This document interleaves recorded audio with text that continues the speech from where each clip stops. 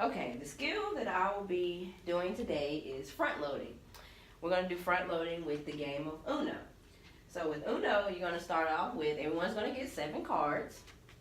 And once everyone's getting their cards, we're going to take from the deck. The deck will show the first card. And what you have to do is we're going to go in a clockwise way. If you have the same number or color of the card that's been placed down, you may put it down. If you don't have the color of the card, you'll have to pluck from the stack.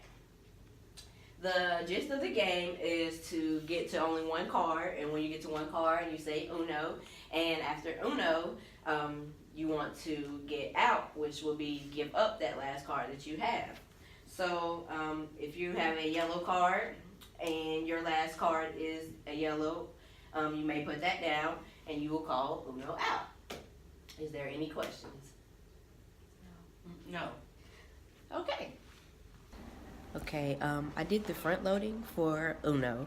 As I was watching the video, I felt like I did a wonderful job explaining it, but I did leave out things such as like the wild cards and the pluck twos, pluck fours, the different other different cards that you could get. This besides the numbers, I realized I kind of left that out, and that is kind of like an important key. Other than that, I felt like the people I was telling the game to, that they understood it, they knew that they would be able to play it after I was explaining it. I feel like I did cover everything except for, like I said, I didn't cover certain cards in which I could have done. And the skill that we're doing today is bilateral integration. Basically that is crossing the midline using both sides of your body. So you're going to use like both sides of both hands or both feet. Basically you're going to use both sides. The goal for this is to improve the sense of movement as well as the range of motion when you're doing it. A lot of populations that do this are people with strokes. They have some troubles with one side of their body. So with this game, when we're going for the skill, we're pretty much in the circle. You're going to take the ball with both hands and you pass it along to the other person beside you. And we're just going to go back. So we're going to start right here. And you're going to make sure you use both sides, turn your body, and pass it on. So with the aquatic therapy, I felt very confident in executing the skill. I felt like that I learned a lot of knowledge and made sure I knew the knowledge of the bilateral integration activity so that I was able to execute the skill very well. I felt like I spoke loud enough. I asked and made sure there was no questions or concerns on how to do it.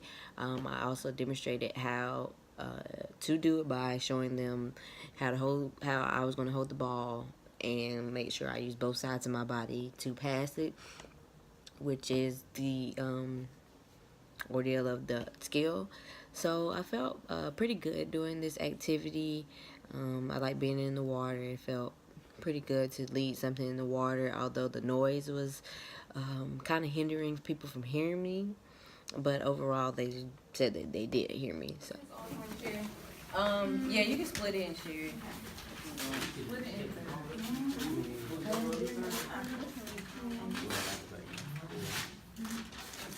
Okay, so with this activity, what we're going to do is practicing social skills. The goal of it is to make positive specific comments to your peers.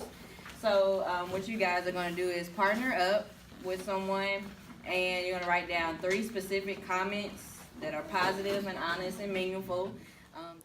So with the social skills, I felt that there's a lot of room for improvement. The way I introduced the skill, I kind of jumped ahead rather than I wasn't able to introduce me as far as my partners before even the skill being done.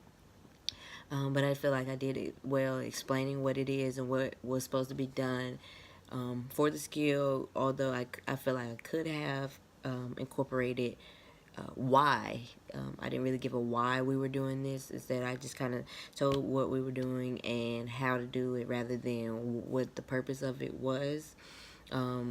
I only stated the goal, so I feel like I should have stated the reason that we were giving specific comments to appear, and that probably would have also helped any confusions on what we were doing for the skill. Play cards? Okay, so when you're playing cards, do you like to be in like a big group of people playing cards or just a few, maybe 2 to 3 people? Okay, so what else are some other things you like to do?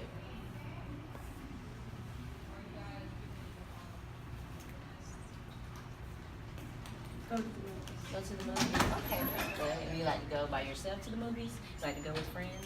Okay, so when you're doing a lot of the different activities that you like, do you like to be indoors or outdoors? I think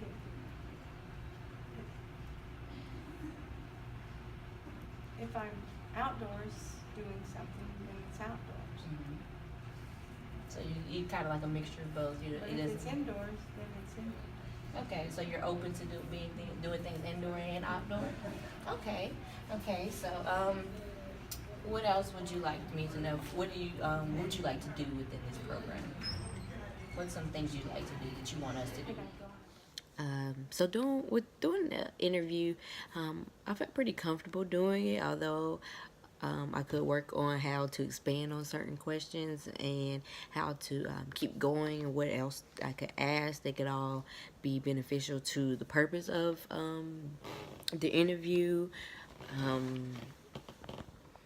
I think that, again, I could have expanded. That was probably my biggest thing. I felt like some questions I didn't know what I should ask next, so I should practice on how to make questions flow, how to, you know, figure it out, what it is I need to know from all different ways of how to ask a question to find out the information.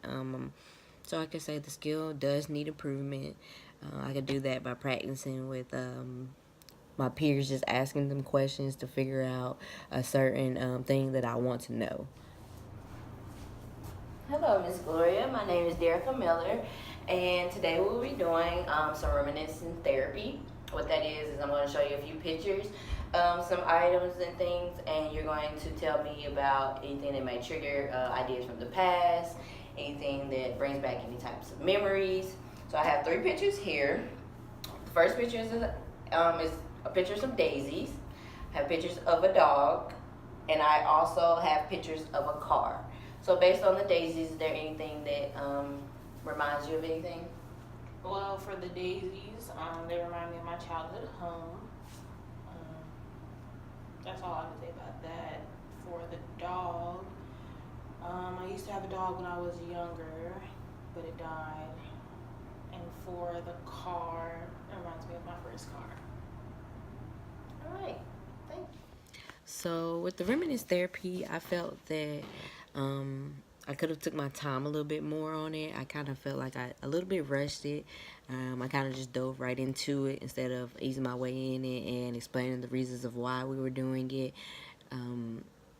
Also, I could have used more prompts and more things that could cause the client to reminisce on certain things. I felt like it was a little bit rushed.